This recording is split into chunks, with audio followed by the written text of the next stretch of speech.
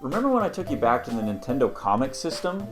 Horrible Luigi voiceover and sound issues aside, I'm very proud of how that video came out.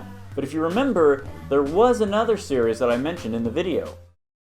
There was comics based on Metroid, Zelda, and even Star Fox. However, those weren't as well loved and remembered as the Super Mario Adventures comics. That's right, it's time I finally get to talk about the other series of Super Mario themed comic books. It's time to talk to you about the Super Mario Adventures!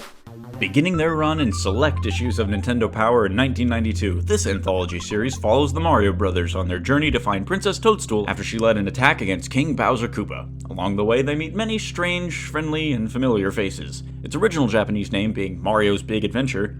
This series, written by Kentaro Takikuma, co-author of Even a Monkey Can Draw Manga, with illustrations done by Charlie Nozawa. I've said before that I love the art style the earlier Mario games have, and this heavily resembles Super Mario World.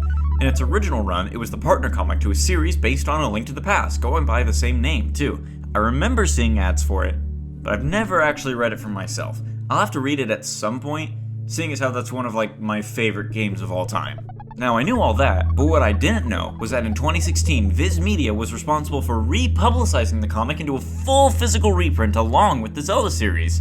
Oh, Viz Media, you give us the JoJo dubs, all the JoJonium reprints, along with these. I have so much to be thankful for. It was actually by complete accident that I even found this. I was at my local Barnes & Noble with a friend trying to buy more of the Part 3 books, and I happened to find this instead. I bought the only copy and went home very happy. This reprint adds a few things, like a table of contents, some minor grammar corrections, and even a special bonus that I'll address at the end of the video. The story follows Mario and Luigi, plumber brothers extraordinaire, on their way to fix the Mushroom Castle's plumbing before a big party.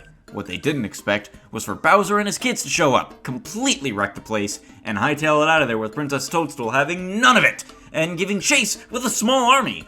Mario is turned to stone, but after help from the Minister of Massage, the bros are ready to find the princess and put a stop to Bowser's antics. Bowser wants to marry Princess Peach in order to rule both of the kingdoms the proper way, and also because it'll make Mario really angry. Sound familiar? To go over every story beat would take way too long, but I'll do my best to summarize the plot as best as I can. It's kind of an abridged retelling of Super Mario World's plot. Mario and Luigi meet Yoshi very early on and learn that just like in Super Mario World, Bowser and his kids have trapped the majority of the Yoshi clan in eggs and are using the others as slave labor. Eventually, they meet up with Toad, who is the only surviving member of Toadstool's search party, and announces that she's been taken hostage by the Koopa kids. This barely lasts, though, because while the Koopalings are busy playing Super Bowser Brothers, she manages to fool them and make her escape. Where else are you going to see Princess Toadstool totally kick ass and bust out ninja moves? After escaping thanks to a not cape feather cape, she crash lands next to Luigi and the others. Meanwhile, Mario, in an attempt to rescue her, seems to have found himself taking her place. Don't worry though, because Luigi cooks up a plan by swapping outfits with the princess and of course practicing safety in the face of COVID. Weirdly enough though, Peach wakes up already dressed like Luigi, so did he undress her and change her while she was unconscious? That's strange implications. Anyway, Pink looks really good on Luigi, and they show up with a bombastic surprise and totally obliterate the tower, sending the Koopalings blasting off. By the way, Luigi dressed as Peach to fool the main villain, doesn't that also sound familiar? Well, after all that happens, the day is saved, Peach is rescued, and the adventure is over! Wait! This adventure isn't a done deal yet. Actually, they have no way home after all. They're still in Koopa territory, but what they're about to find out is that now everything is Koopa territory. While the five of them were dicking around, Bowser and his minions have taken over the Mushroom Kingdom. The princess is now a permanent guest and bride-to-be in his lair, and he's constructed quite the wedding cake for the occasion. Luigi gets distracted by Cheese because his inner Wallace breaks out, and the two end up trapped in a ghost house. Don't worry though, because Mario remembers he has a PhD and changes the room into a therapy session and gives therapy to the ghost, but not to his brother. They break out and start on their way to Bowser's castle. Bowser himself is just a delusional wreck at this point, completely entranced at the idea of Princess Peach. It gets to the point where his minions and even his kids start thinking it's weird. Let me take a break to just gush about the art direction here. Every character has so many dynamic facial expressions and emotions. While Bowser's mostly silly, when they draw him seriously, you know that he's a threat. I can't even believe I have to say this, but in an age where video game adaptations just don't have things from the games in them, Can I say it's so awesome to have things like Bullet Bill Blasters, Koopa Paratroopers, different colored Yoshis, different looking Toads, and other Mushroom Kingdom creatures in this comic. The crowd for the big wedding is made from every enemy from every game up to that point. It's such a visual treat to see things that belong in this world. And not just the same 5 Goombas and Koopa Troopas copy-pasted to make up a group. The world also just looks Mario-esque, long before the new Super Series came and standardized everything. Back to the story. Mario crashes the wedding while Yoshi and Luigi free all the trapped Yoshis, lead a revolt. Mario and Bowser duke it out, but when Bowser flees, he's given his just desserts by the plumber hero. All the Yoshis come and eat up the cake and it comes crumbling down all around them. Bowser's defeated, everything's wrapped up, and the story ends with a kiss on the cheek from the princess to her knight in shining overalls. But what about that bonus I promised you? Well, in order to promote the release of Super Mario Land 2, 6 golden coins, we were treated to a special, which thankfully is included in this book. It's time to talk about Mario versus Wario!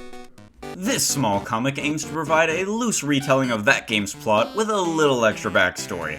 You see, Wario hated the way that he and Mario would play together as children, getting pecked by piranha flowers, flattened by thwomps, and being forced to be Rustler 1,255 times when playing Sheriff and Rustler. And the one time he got to be Sheriff, Mario made fun of him. He'll crush him no matter what it takes. He'll be #1, and Mario will have a rotten day. Wahahaha! Sorry, something just came over me.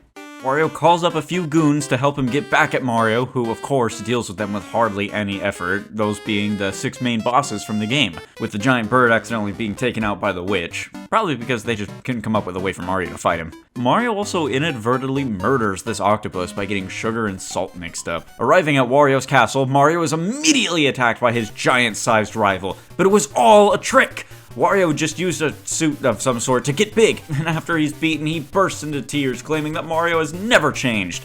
And although he feels bad, Mario points out that that was literally 20 years ago, and Wario should just learn to forgive and forget already. Maybe Wario just misremembered things, as kids often do. Well, after Mario pulls out the Rustler and Sheriff costumes, Wario comes to the conclusion that his enemy will never change, and that somehow he'll get him back for it. But if you think about it, he did still put on the costume, so at the end of the day, I think he still had fun. Koro did make another Mario vs. Wario comic, but sadly it was not included in this compilation.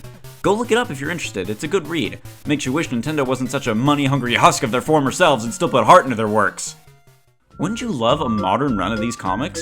Well, there was that canceled attempt at Archie Comics. What about someone who actually cares? Well, there's always the fan-made new Super Mario Adventures. The art style's hit or miss, but the fan work shows a lot of promise and... Oh, wait, that was also canceled. Before I wrap things up here, I want to talk about character. Luigi is of course a bit of a clumsy coward, but he pulls through in the end when he has to, even if his appetite gets him in trouble a few times. Toad gets a few good lines, but mysteriously disappears once the second half of the comic starts. After he's captured by Koopa, he never reappears, so obviously he's been killed. May he please rest in peace. Like I said earlier, Bowser's mostly comic relief here, and I love how nobody really takes him seriously. He's just kind of a really big oaf with a very fragile ego. Mario, on the other hand, is a surprisingly serious adventure. He isn't just cracking jokes, smiling, or running away at the sight of a single Koopa Troopa like he often would in the Super Show. He's also a lot smarter than most people would give him credit for. Of course, the absolute star of the show, total scene stealer, is Princess Toadstool. You thought I praised her personality during the Super Mario RPG review? Oh no. Here, she is no nonsense, and would do everything herself if given the opportunity. You know how in Star Wars, when Luke and Han go to rescue Princess Leia and everything is going wrong, but the second she shows up and takes charge they escape, and then blow up the Death Star? It's like that. She's a complete boss, and could kick the snot out of Bowser if you gave her the chance. Never before and never again will we get such an aggressive, strong-willed, sarcastic, and high-tempered version of Princess Peach ever again. This version of Peach wouldn't have lasted 5 minutes in Super Mario Odyssey, because she would have just ended the game herself! She wouldn't have just stood there on the moon while Bowser tries to force a wedding ring on her, and she wouldn't just stand there on the airship after Mario gets his head handed to him and thrown overboard, because she would just start round 2 herself and go toe-to-toe with the king! But sadly, we won't ever see the side of her again due to how controlling Nintendo is of their characters and their personalities.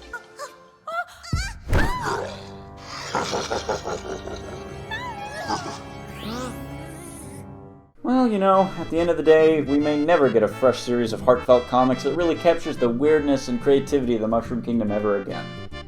But we can always look back on the things we do have, like the Nintendo Comic System, and of course, the Super Mario Adventures. Hey everybody, thanks for watching this shorter video. If you're interested in me talking about more lesser-known video game trivia or other media like these comics, please write a comment down below and I'll look into it. By the way, thanks for watching this far to the end of the video. YouTube hasn't really been recommending my content to a lot of people, so you watching this far makes me realize you're very special. If you like what I do, please don't hesitate to support me on Patreon, and if you can't, hey, just share the video. Either way, it works. So, thanks for watching again, and I'll see you next time.